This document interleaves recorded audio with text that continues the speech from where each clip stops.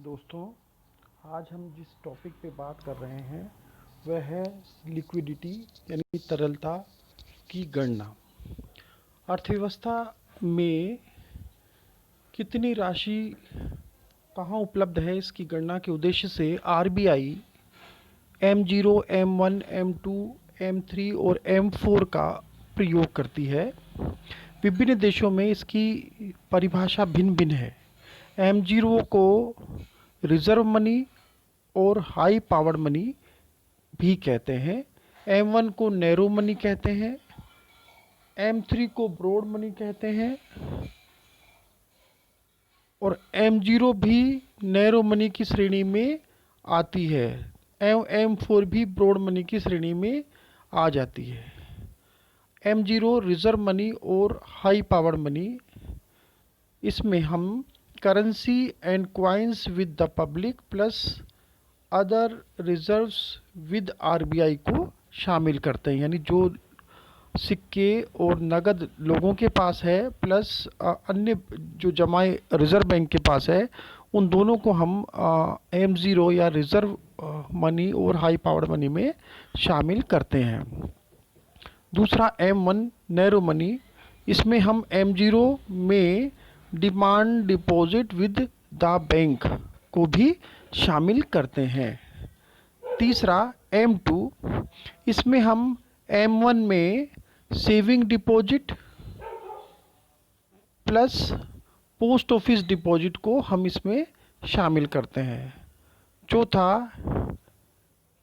M3 broad money, इसमें हम M1 में time deposit with the bank को शामिल करते हैं।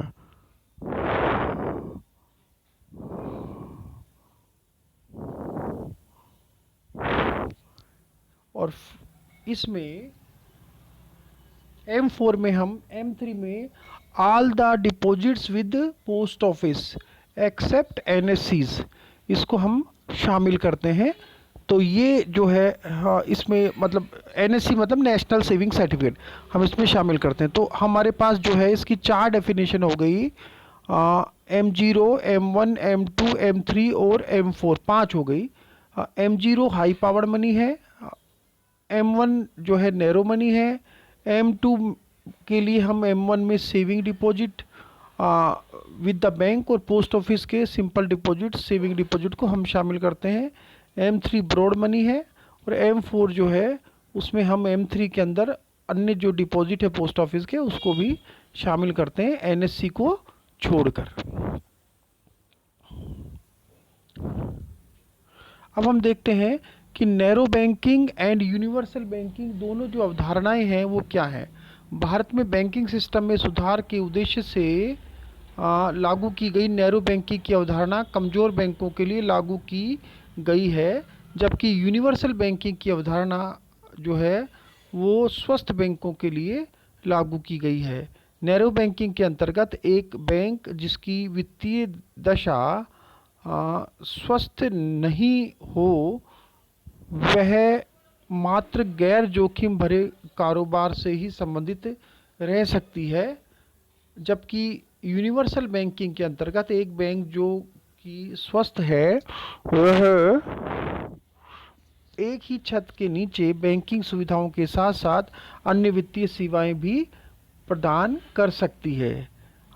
ऐसे बैंक बीमा भी बेच सकते हैं, म्यूचुअल फंड भी बेच सकते हैं एवं यह डीमेट खाता भी प्रदान कर सकते हैं। एक बैंक की जो बीमा की सुविधा भी प्रदान करता है